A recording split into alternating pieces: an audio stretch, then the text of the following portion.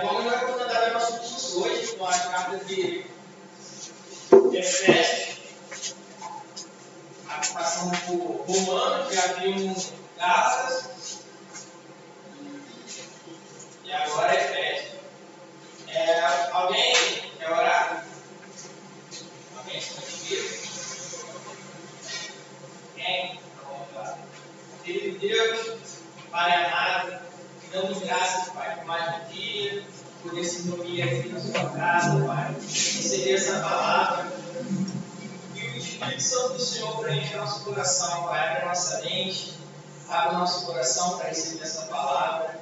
Que a gente venha receber o peito aberto, todo esse ensinamento que o Senhor tem para nós, Pai. Te damos graças por aqui estar e assim agradecemos, Pai, por tudo que ainda há de mim, por todo conhecimento, por tudo que a gente já aprendeu. Agradecemos por essa aula. Em nome de Jesus, amém. Como toda carta, né? Alguém escreve para alguém sobre alguma coisa. E quando lemos as cartas de Paulo frequentemente, a gente tem uma dificuldade de saber o que Paulo está tentando responder ali. Qual é o contraponto que ele está levando. Porque a gente não tem o argumento inicial. O que levou ele a escrever aquelas cartas. A gente faz um movimento no reverso. Então a gente começa, a gente lê a carta e pelo que ele escreveu, a gente deduz a circunstância que levou ele a escrever. E a gente deduz, né, essa situação que fez ele, que originou o motivo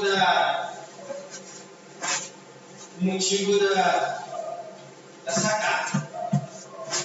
Sempre ao ler essas cartas, nos apresentamos um problema, esse problema quando a gente tem se chama problema duplo. A gente deve compreender a carta.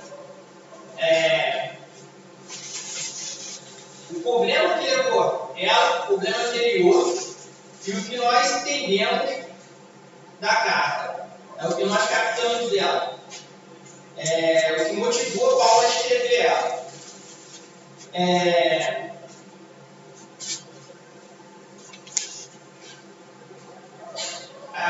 Esse esclarecimento dentro da carta, que fez ele tanto da origem quanto da carta, é o que nós estamos aqui para aprender. Virtualmente, cada carta de Paulo se divide exatamente na mesma seção. As cartas que o apóstolo escreve, ele começa com a saudação. Se a gente for ver, tanto em Coríntios, quanto Gálatas, Efésios, Filipenses, Colossenses, Tessalonicenses, ele sempre começa com a saudação, passa para a oração e o agradecimento e o conteúdo especial da carta. Termina com a saudação especial e pessoais de todas as cartas. Efésios ela tem uma diferença nesse ponto. Ela não tem um envolvimento pessoal. Ela é considerada uma carta aberta a várias igrejas. E na maioria das vezes que Paulo escreveu as cartas, ele tinha uma situação imediata. Ele estava no meio das viagens. E a carta de Efésios, ele estava na prisão. Então ele tinha mais tempo para escrever, ele estava mais calmo ali, ele não estava com pressa, né, das viagens. Então ele escreve uma carta num modelo diferente. É o que leva até as pessoas a contestar essa carta se realmente ela não é epístola paulina. Porque a forma como ele escreve ela é um pouco diferente das demais. Se eu estiver muito rápido, se eu estiver engolando, vocês podem parar a aula. É bem diferente da EBD aqui, né? A gente tem mais liberdade, tem mais tempo para poder interagir. Então vocês podem falar, levantar a mão comigo, não tem problema comigo. Se eu não for claro também. Então, ela tem uma estrutura um pouco diferente. diferente da carta anterior de Paulo. Ela é a carta principal de Calvino. Alguns livros citam como Romano, né? Mas a maioria deles citam Efésios como a carta principal, a mais adorada por Calvino. Ela é conhecida como a rainha das cartas. E eu trouxe duas citações para a gente começar a aula. Uma de William Black e outra do Baxter. Acho que é John Baxter. A primeira do Baxter. O Baxter, se vocês forem ver, ele é um dos maiores comentaristas do Novo Testamento. Ele tem vários livros do Novo Testamento comentados. E ele diz para a gente, pelo consenso geral, Efésios se coloca no plano mais elevado dentro da literatura devocional e teológica da igreja primitiva. Do Baxter. Embora não seja a mais longa epístola de Paulo, Efésios é geralmente considerada a mais profunda. Existe nela uma grandiosidade de concepção, além da majestade e dignidade, riqueza e plenitude que são peculiares. Para a gente poder entender a aula melhor, dividir, hoje a gente vai ficar só na introdução, o versículo 1 e 2 do primeiro capítulo, e as próximas aulas serão o capítulo 1 e 2, o restante do 1 e o 2, na terceira aula, capítulo 3 e 4, e a última aula a gente fecha com 5 e 6. Se a gente ler 6 versículos por dia, a gente consegue ler na semana toda o capítulo 1 e 2, para a nossa próxima aula. Então, vou pedir para vocês que vocês façam esse exercício comigo.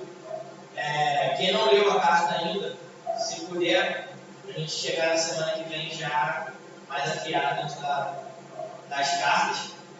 6 versículos, leva 10, 12 minutos. Se quiser se aprofundar mais, tiver alguma dúvida, pode procurar. Vou estar sempre aberto lá para responder. Cleito também, pastor. Então, nosso grupo lá da igreja é bem ativo, o pessoal está sempre ali falando. Então, a gente pode ler. E durante a semana a gente vem tirando a dúvida. E na terça-feira que vem a gente começa os capítulos. A cidade de Éfeso, contextualizando ela para a gente poder entender, era a segunda cidade mais importante do Império Romano. Depois passa para Alexandria, mas ela era a capital. Ela era a mais importante depois de Roma. Se vocês olharem o mapa aí, ela fica bem ali. Vários caminhos passavam por ela. Era um ponto de parada quase que obrigatório. Efésios. Então, para ir da Grécia para qualquer outro ponto ali, vindo de Roma, tinha que passar por ali, por Efésios. Ela é a capital da província da Ásia. Nesse período aí, a gente não tinha divisão como é hoje do mapa. Então, as fronteiras eram abertas para ser transitado tranquilamente por todo o país. E os caminhos abertos por Roma facilitavam isso. E quase todos os caminhos levavam a Éfeso. Ela tinha mais de 250 mil habitantes. Alguns livros que eu vi chegaram a dizer que ela tinha 500 mil habitantes, que era muita coisa para ela. Então, está aí o tamanho da importância de Éfeso para ela. Ela também é considerada um dos berços da filosofia. Pela proximidade dela com a Grécia, ela sofreu essa influência muito grande da filosofia grega. E Heráclito, que é um dos maiores filósofos gregos, nasceu lá. Era um centro econômico, cultural e religioso. Como quase todos os caminhos passavam por ela, em vários lugares, então ela se tornou essa importância. Ela virou um grande centro econômico, era um grande centro cultural e um grande centro religioso. Um mapa mostrando. Até hoje, lá em Efésios, que hoje ela fica ali mais ou menos na Turquia, a gente tem a Biblioteca de Celso, que são essas ruínas aí. Hoje a gente não tem biblioteca desse porte. E naquela época, Efésios já tinha biblioteca. Olha como é que era. Eles tinham um grande teatro. Esse teatro aí, se vocês olharem ali, ó, o tamanho das pessoas lá embaixo, lá. Era cerca de 25 mil pessoas. E o teatro não era só para peças, né? A Assembleia, se a gente olhar lá em Atos, eles, quando falam de Paulo, eles estavam aí. E eles também tinham adoração ao misticismo. E lá eles tinham esse misticismo muito forte. E eles adoravam uma deusa chamada Diana. Em grego, né? Em latim, na língua romana, Artemis. Então, eles adoravam eles, esses deuses. Tinha um comércio muito forte, né? Como a gente viu lá atrás. Então, a cidade ela vivia desse comércio de pequenos ídolos, dos artesãos floríveis, né? Faziam essas estátuas, vendiam. Povos de outros lugares passavam lá para comprar essas estátuas e ela vivia disso. A plantação da igreja de Efésios. A igreja de Efésios foi plantada por Paulo na segunda viagem, embora seu estabelecimento só tenha acontecido na terceira viagem missionária. Aí a gente vê lá em Atos 18, 19 e 21. Chegaram a Éfeso, onde Paulo deixou Priscila e Áquila. Ele, porém, entretanto, entrando na sinagoga, começou a debater com os judeus, pedindo eles que ficasse mais tempo, não cedeu, mas, ao partir, prometeu, voltarei, se for da vontade de Deus. Então embarcou e partiu de Éfeso. Paulo, ele sempre traçou as suas viagens, né? Ele tinha uma estratégia e ele cumpria a risca ali. Então, ele não saiu para ficar lá, ele terminou sua viagem, mas deixou Priscila e Áquila. São duas pessoas muito importantes nesse momento aí em Efésios. Eles ficaram lá, discipularam o povo e depois Paulo volta.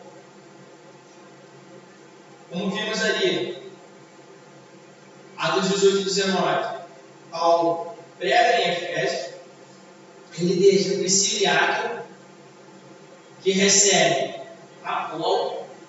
Então, quando ele partiu, ele deixou Priscila e Áquila na cidade.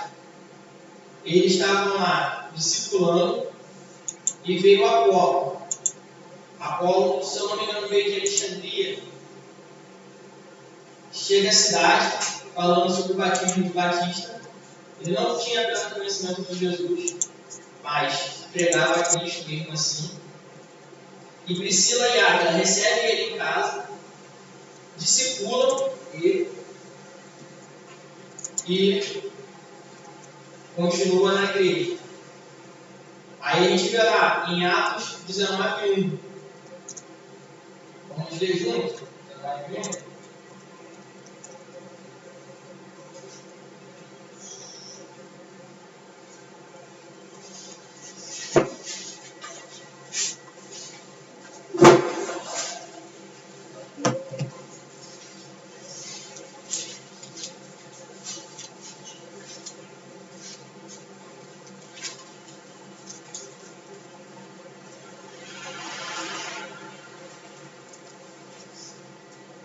Alguém?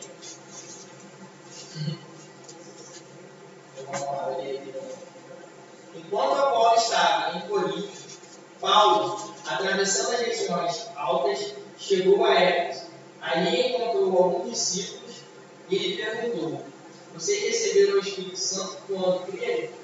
Não, nem sequer ouviram que existe o Espírito Santo, responderam. Isso, eu acho que eu vou ter errado. Aconteceu que, chegando ao pobre em Corinto, Paulo, tendo passado pelas regiões mais altas, chegou a Efésio e achando ali alguns discípulos. Ah, tá. Isso aí. Então, ele retornou para Éfeso, para Efésio, para Éfeso. Eu também confundo bastante isso. Efésios e Éfeso. Éfeso é a cidade, Efésios são o povo.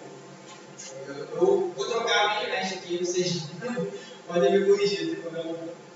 Então, ele saiu, ele encontrou Priscila e Áquila lá em Corinto, discipulou Priscila e Áquila, tinha sido expulso de Roma, ele viajou com Paulo e chegaram a Éfeso. Paulo plantou a igreja ali, saiu, deixou Priscila e Áquila, continuou a sua missão e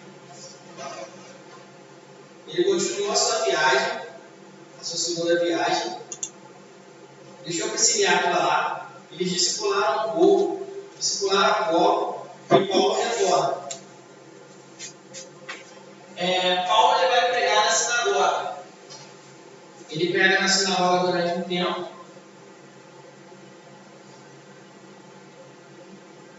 Mais um pouquinho à frente aí a gente vê.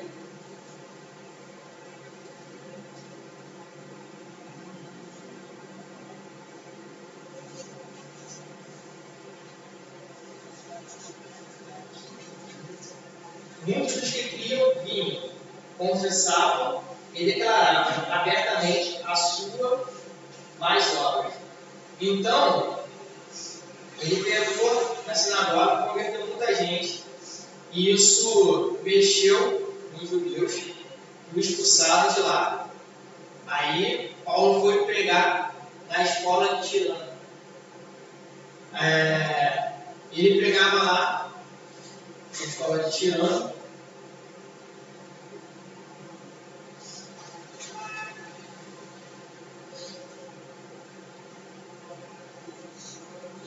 Ele ficou pregando lá durante aproximadamente mais de 2 anos. E aconteceu uma coisa que mudou o pensamento do pessoal na cidade, que foi os filhos de Seva, no Atos 19:14.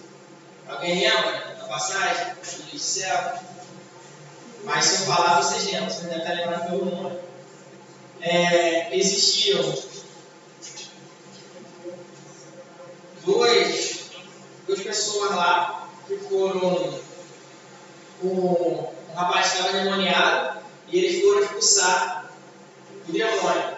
Então eles chegaram lá e tentaram expulsar esse demônio no nome de Jesus, do Deus que Paulo pregava. E eles levam uma posse. A partir daí, aquilo que o demônio achava que seria uma honra para ele, mudou. Virou uma honra para Deus. Então a gente vê, através daí, mais uma ação. Deus, ele age através de todas as coisas. Até de coisas ruins. Então, esses homens, eles levam a sua. E a partir daí, há uma grande conversão na cidade de Éfeso.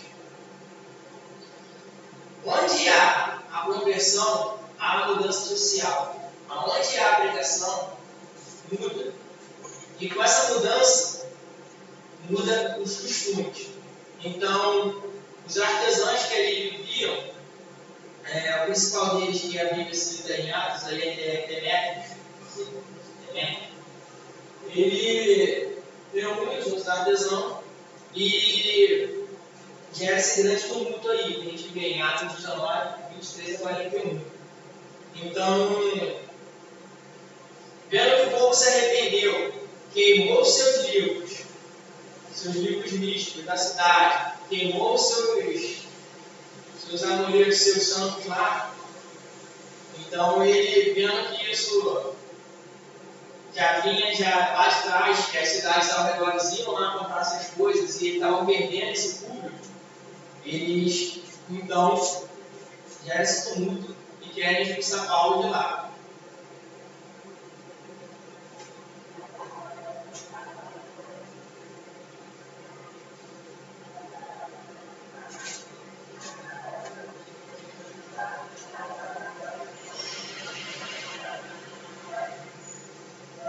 não somente há o perigo da nossa profissão perder sua reputação, mas também de o tempo da grande deusa Ártemis cair em descrédito e de a própria deusa, adorada em toda a província da Ásia e em todo o mundo, ser destituída de sua majestade divina.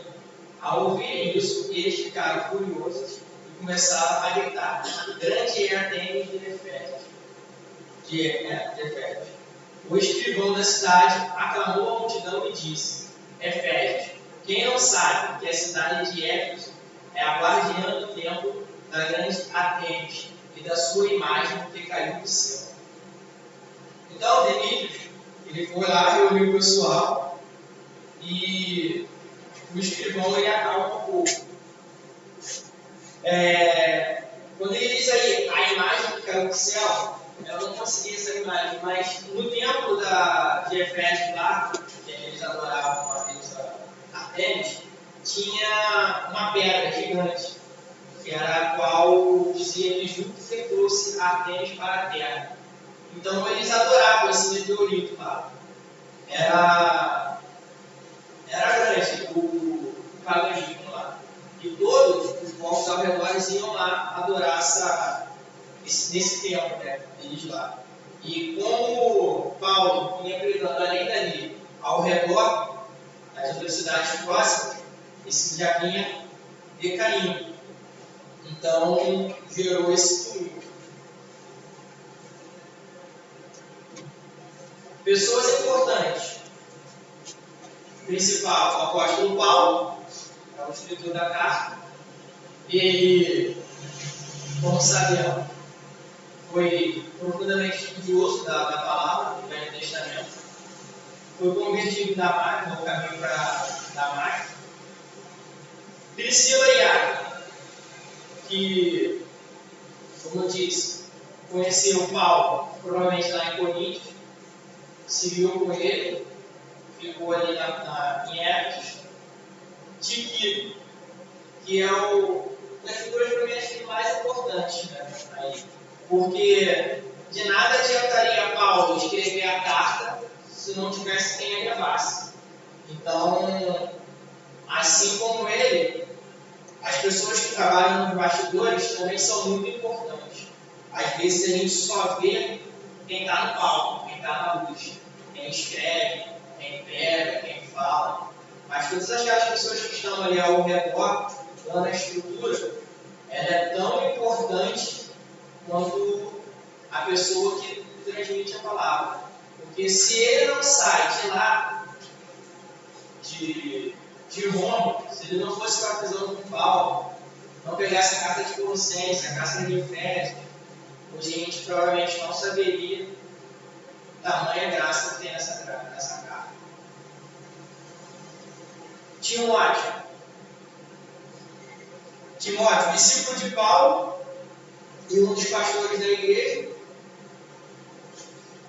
de Efésios, e Onésimo. Alguém lembra de Onésimo?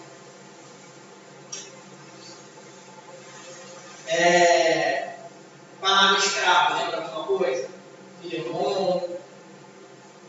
Então, provavelmente é esse escravo. Fala Onésimo, e a gente crê, a maioria dos estudiosos da carta de Éfeso crê que é ele. Então, ele se converteu, voltou com a carta para Filemon e depois ele assume a igreja de Éfeso. Estou correto? Versão 8 e 10. Aspecto geral da carta. Autor, apóstolo Paulo. Como eu falei, né, existe controvérsia, né, refutação contra a autoria de Paulo. Essa autoria já foi debatida várias vezes. E não é porque Paulo escreveu de forma diferente que a carta não é dele. Ele escreve essa carta de uma forma um pouco menos pessoal, né? Ele ficou tanto tempo ali em Efésios, aproximadamente 3 anos, e não é possível que ele não tenha conhecido pessoas assim, criado vínculos não fortes para ele fazer igual ele fez nas cartas anteriores. Mas por ser uma carta circular, criamos, por isso que ele não usou esse lado pessoal. A princípio, as pessoas creem que a carta de Éfeso, ela não foi nem escrita para Éfeso, ela foi escrita para Laodiceia. E o Efésios, eles foram lá na igreja, copiaram algumas cartas, alguns livros, para poder passar para a igreja. E na hora de fazer reescrever a carta, né, para o povo de Efésio, eles botam a palavra em Éfeso. E Paulo diz lá assim, Paulo no primeiro capítulo.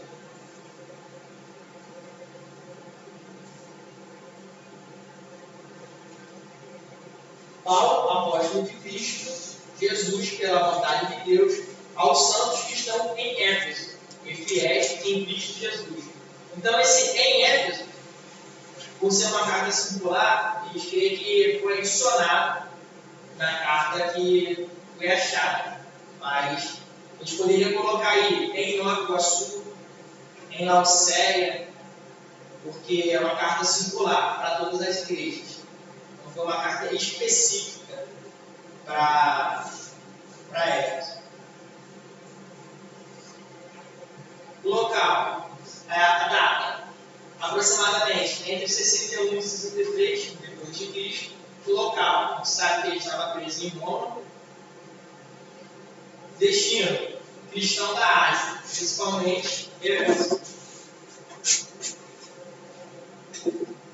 O propósito da Epístola é uma carta de encorajamento, onde Deus revela seu plano de salvação por Jesus Cristo e que é desenvolvido na igreja, o povo de Deus. Efésios revela o mistério da igreja como nenhuma outra epístola, a intercessão secreta de Deus é revelada.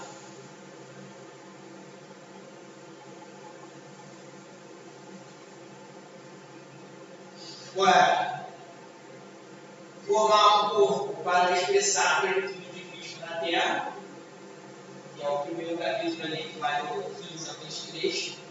Fazer unido as pessoas, tanto os judeus quanto os gentios, dentre dos quais Deus habita. A gente pode ver isso aí lá no capítulo 2. E equipar, habilitar e amadurecer seu corpo, a fim de que eles estendem a vitória de Cristo sobre o mal. Essa carta ela nos dá uma nova identidade de Cristo. O versículo-chave dela é: que nos revelou o mistério da sua vontade, de acordo com o seu bom propósito, que ele estabeleceu em Cristo. Qual é esse bom propósito? Isto é, fazer convergir em Cristo todas as coisas celestiais ou terrenas, na dispensação da plenitude dos tempos. Então, tudo converte para Jesus. Tudo é unido embaixo de Jesus. É uma carta de encorajamento, onde Deus revela seu plano de salvação através de Jesus Cristo, que é desenvolvido na igreja. Se você meditar nela e se dedicar ao seu estudo, você vai aprender tanta coisa maravilhosa ali que eu não conseguiria nem narrar aqui. Para mim está sendo um grande estudo. Porque ali Paulo ele revela a nossa identidade com Cristo. Ele fala não só da nossa identidade assim como indivíduo, mas também da nossa identidade como igreja. Ele dá o caminho que a gente deve seguir.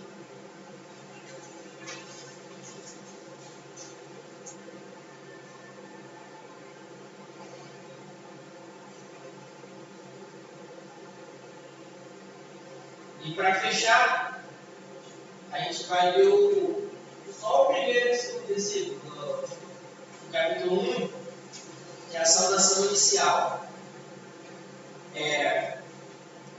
Paulo, apóstolo de Cristo, pela vontade de Deus, aos santos e fiéis em Cristo Jesus, que estão em Éfeso, a vocês, graça e paz da parte de Deus, nosso Pai e do Senhor Jesus Cristo. Éfeso 1 e 2. Paulo, apóstolo. A igreja ela está sobre uma autoridade, que é o ensino do apóstolo. Paulo, apóstolo de Cristo. A igreja ela tem um dono, que é Cristo Jesus. Paulo, apóstolo de Cristo Jesus pela vontade de Deus. A igreja ela tem um direcionamento, que é a vontade de Deus. Paulo, apóstolo de Cristo pela vontade de Deus, aos santos e fiéis. A igreja ela tem uma identidade. Santos e fiéis. Paulo, apóstolo de Cristo Jesus, pela vontade de Deus, aos santos e fiéis em Cristo Jesus. A igreja tem uma posição espiritual em Cristo. Paulo, apóstolo de Cristo Jesus, pela vontade de Deus, aos santos e fiéis em Cristo Jesus, que estão em Éfeso. A igreja tem uma cidadania terrena. Aqui está em Éfeso, mas não é só em Éfeso, é em Nova Iguaçu, é no Rio de Janeiro, é no Brasil, é no mundo. Então, tem o nosso local. Paulo, apóstolo de Cristo Jesus, pela vontade de Deus, aos santos e fiéis em Cristo Jesus, que estão em Éfeso, a vocês, graça e paz. A igreja tem um favor imerecido, que é a graça e a paz. Paulo, apóstolo de Cristo Jesus, pela vontade de Deus, aos santos e fiéis em Cristo Jesus, que estão em Éfeso, a vocês, graça e paz da parte de Deus, nosso Pai. A igreja tem um Pai celestial, que é Deus. Paulo, apóstolo de Cristo Jesus, pela vontade de Deus, aos santos e fiéis em Cristo Jesus, que estão em Éfeso, a vocês, graça e paz da parte de Deus, nosso Pai e do nosso Senhor Jesus Cristo. A igreja, ela tem um Senhor, que é o nosso Senhor Jesus Cristo. Então, a igreja, ela está sob uma autoridade, que é o ensinamento do apóstolo. Ela tem um dono, Cristo Jesus. Ela tem uma identidade, ser santo e fiel. Ela tem uma posição espiritual, que é em Cristo. Ela tem uma cidadania terrena, que é o local onde congrega. Ela tem um favor imerecido, que é a graça e a paz. E ela tem um Pai celestial, que é Deus. E também o Senhor, que é Jesus Cristo. Alguma coisa? Corri muito. Meu tempo. 8h16. À vontade. Então, gente, vamos aprender que Jesus é o centro. E ele nos dá a nova identidade como indivíduo, nova identidade como sociedade. E a igreja, ela vai ampliar essa identidade. Ela vai ampliar essa nova identidade nossa, na sociedade. E através da igreja, nós vamos testemunhar sobre esse senhorio de Cristo.